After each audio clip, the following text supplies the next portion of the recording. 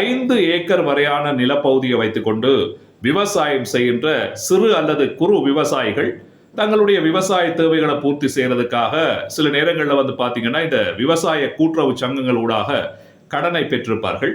கடன் பெற்று விவசாயம் செய்து சில நேரங்களில் அந்த கடனை திருப்பி அடைக்க முடியாமல் ஒரு மிகுந்த கடன் சுமையோடு கஷ்டப்படுகிற ஏழை எளிய விவசாயிகள் நிறைய பேர் இருக்கிறார்கள். ஆகவே அவர்கள் பெற்ற கடன் தொகையினை தள்ளுபடி செய்கின்ற ஒரு வேலை திட்டம் ஆரம்பமாகி இருக்கிறது. எனவே தளபதி விஜயனுடைய தலைமையிலான இந்த தமிழக அரசினுடைய சார்பில் யார் யார் இந்த 5 ஏக்கர் வரையான நிலப்பகுதியை வைத்திருக்கின்ற விவசாயிகள், அவர்கள் அந்த நிலங்களில் விவசாயம் செய்தார்களா, அவர்களுடைய நிலத்தினுடைய தன்மைகள் என்ன, அவர்கள் பெற்ற கடன் அளவு எவ்வளவு, அது சம்பந்தப்பட்ட விவரங்கள், புள்ளி விவரங்கள் எல்லாவற்றையுமே இப்ப அதிகாரிகள் ஆய்வு செய்து வருகிறார்கள். திரட்டப்படுகிற தகவல்களை அடிப்படையாக கொண்டு இந்த விடயத்தை ஃபைனலைஸ் பண்ணி விவசாயிகள் பெற்ற கடனை தள்ளுபடி செய்யறதுக்கு அரசாங்கம் தீர்மானித்திருக்கிறது.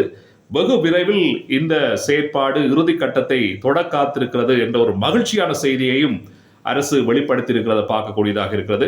இது ஒரு தீர்மானமாக வெளிப்படுத்தி அல்லது ஒரு தீர்மானமாக எடுத்து இந்த விவசாய கடன்களை தள்ளுபடி செய்யறதுக்கு பதிலாக வரப்போகின்ற புதிய பட்ஜெட்ல இந்த விஷயத்தை கொண்டு இந்த குறு நில விவசாயிகள் பெற்ற கடனை தள்ளுபடி செய்து அவர்களினுடைய கடன் சுமையையும் அவர்களுடைய வாழ்வாதாரத்தை உயர்த்துவதில் தமிழக அரசு கவனமாக இருக்கிறதாக சொல்லப்படுகிறது. ஆகவே இப்ப அந்த தகவல்களை திரட்டுகிற பணியில தான் இப்ப அதிகாரிகள் ஈடுபட்டு வருகிறார்கள்.